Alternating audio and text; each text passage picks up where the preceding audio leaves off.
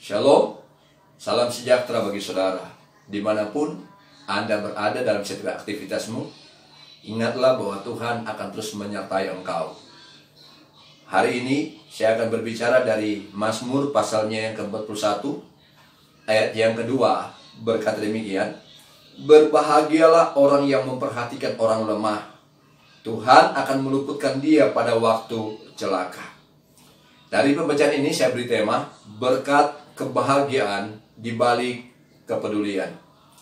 Di tengah suasana yang sementara dihadapi oleh bangsa kita, sekian orang meninggal, 2.000 orang yang teridentifikasi kena virus corona.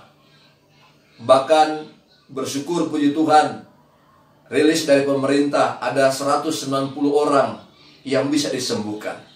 Ini menunjukkan kepada kita bahwa bangsa kita sementara mengalami suatu perubahan demi perubahan, perbaikan demi perbaikan. Ia akan membawa kita kepada kesejahteraan, menikmati berkat, menikmati kebahagiaan.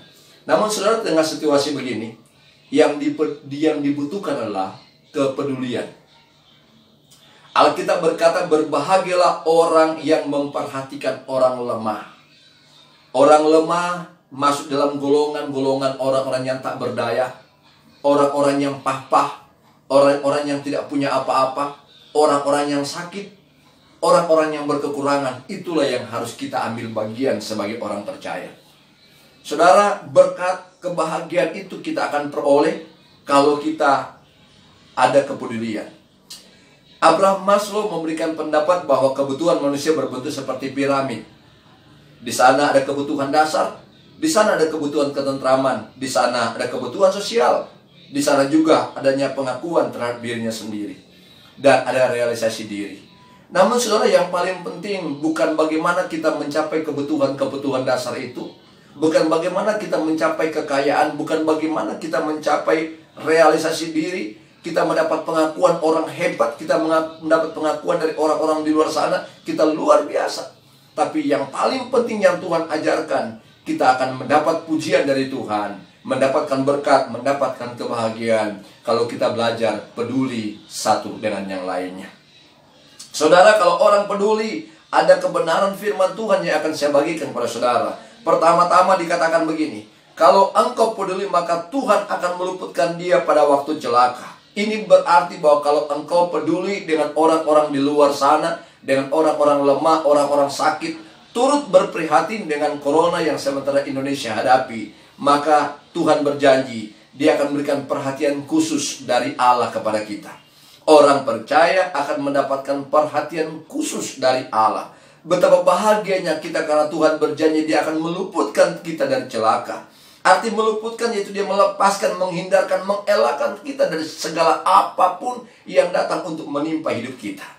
Tapi bagaimana kita bisa menyatakan kepedulian sementara kita sendiri tidak peduli dengan orang lain, sementara kita sendiri tidak peduli dengan situasi, dengan keadaan yang sementara mencekam di bangsa kita? Orang masa bodoh, biarkan orang susah, tapi saya tak akan berjalan dengan apa yang saya punya. Mari kita belajar untuk peduli. Rasa peduli indah yang Allah mau bagikan kepada kita, karena Dia pun peduli dengan saya dan saudara. Ketika engkau sakit, ketika engkau lemah, ketika engkau tidak berdaya, tangannya terulur menolong engkau. Dia berkata, marilah kepadaku semua yang letih lesu dan yang beban berat, aku akan berikan kelegaan kepadamu.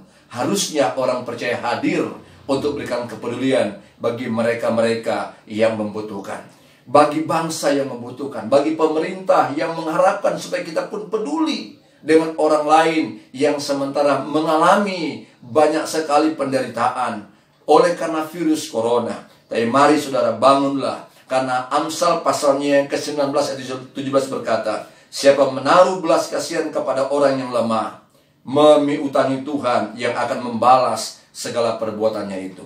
Kita peduli, kita perhatikan, Allah berhutang dengan hidup saya dan saudara. Yang kedua, orang yang memperhatikan, punya kepedulian bagi orang lemah, mendapatkan jaminan spesial dari Allah. Ayat 3, Tuhan akan melindungi dia dan memelihara nyawanya. Tuhan melindungi, memelihara nyawa kita. Kita punya security, kita punya pengawal. kita punya banyak orang sekitar kita yang bisa menjaga kita pun. Tapi kalau di saat situasi begini, semua orang akan menjaga diri. Semua akan berdiam diri di rumah, takut oleh karena virus corona. Tapi saudara, apa yang Anda bisa buat? Apa yang Anda bisa lakukan?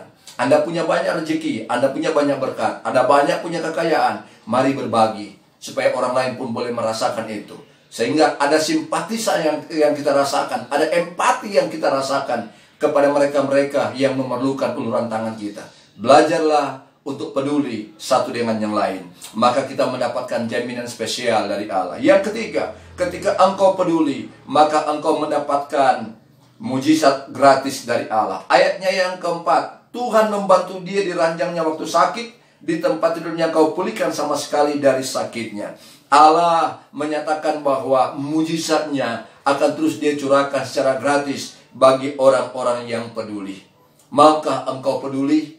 Maukah engkau berbagi? Maukah engkau menjadi perpanjangan Tuhan, supaya engkau pun boleh mengalami mujizat gratis dari Tuhan.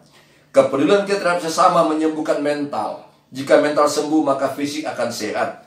Fisik yang sehat belum tentu mentalnya sehat. Jadi kebahagiaan akan muncul karena kita membagikan rasa kepedulian bagi orang-orang lain.